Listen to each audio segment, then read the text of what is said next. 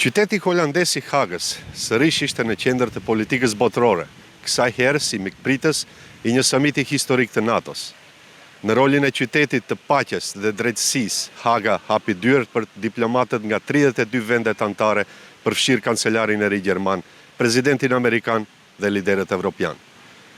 Me rrugët e saj të qeta, korridorët diplomatike dhe institucionet e së drejtës ndërkombëtare, Haga prej kohësh e mban titullin qyteti i drejtësisë. Në këtë seli mbretërore gjenden gjykata ndërkombëtare e drejtësisë dhe gjykata penale ndërkombëtare. Ndërsa tani u zhvilluan edhe bisedimet strategjike për të ardhmen e sigurisë globale.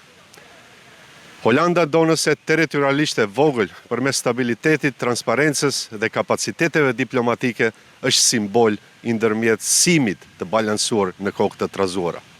Gjatë samitit autoritetet zbatuan masat të shtuara të sigurisë, por atmosfera lokale mbeti e hapur dhe mikpritëse, njësoj si fryma e vetë e qytetit që bashkon drejtësinë, diplomacinë dhe paqen.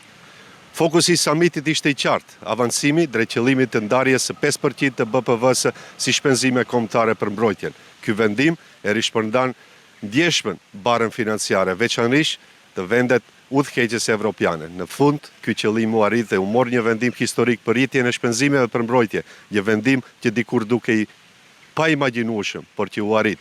Siç tha edhe vetë sekretari i përgjithshëm i NATO-s zoti Mark Rutte, me ndihmën e presidentit amerikan Donald Trump. Kjo është një fitore e madhe për të, por edhe për Evropën dhe Aliancën në një kohë sfidash globale.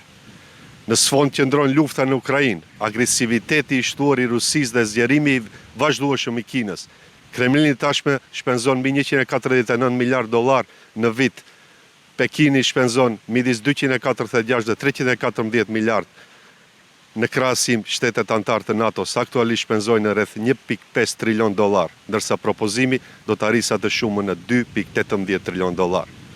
Për ilustrim të këtyre shifrave, Gjermania deri më tani shpenzonte 97.7 miliard dollar për mbrojtje, ndërsa me vendimin e ri kjo shumë do të rritet në 230.5. Mbretëria e Bashkuar nga 81 në 167, Franca ka 64 në 154. Disa vende, veçanërisht Spanja, shprehën kundërshtim të hapur duke thënë se nuk mund të ndajnë në 5%, ndërsa si përgjigje presidenti amerikan tha se do të negociojë personalisht me Spanjën dhe se edhe ata duhet të paguajnë si të tjerë.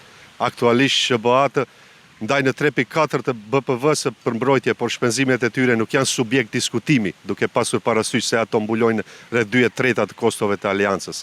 Iniciativa për rritjen e shpenzimeve konsiderohet si ndryshimi më i madh që nga lufta e ftohtë, jo vetëm financiarisht, por edhe politikisht. Bëhet fjalë për një bashkëpunim të ri ndërmjet SBA-ve dhe Evropës përballë këtyre sfidave të forta gjeopolitike. Kjo rritje do ta çojë shpenzimin vjetor të përgjithshëm të NATO-s për mbrojtje në mbi 2 trilion dollar, një rritje prej gati 45%. Veçanërisht, kjo e ridistribon dukshëm barën me një rol më të madh të aleatëve evropiane. Ky obligim i NATO-s nuk është vetëm një rregullim fiskal, por edhe një deklaratë serioziteti. Në fund, ky samit mund të mbahet mend si momenti ku ndryshoi balanca e fuqisë dhe përgjegjësisë brenda aleancës. Erol Shaqiri, Televizioni 21, Hak.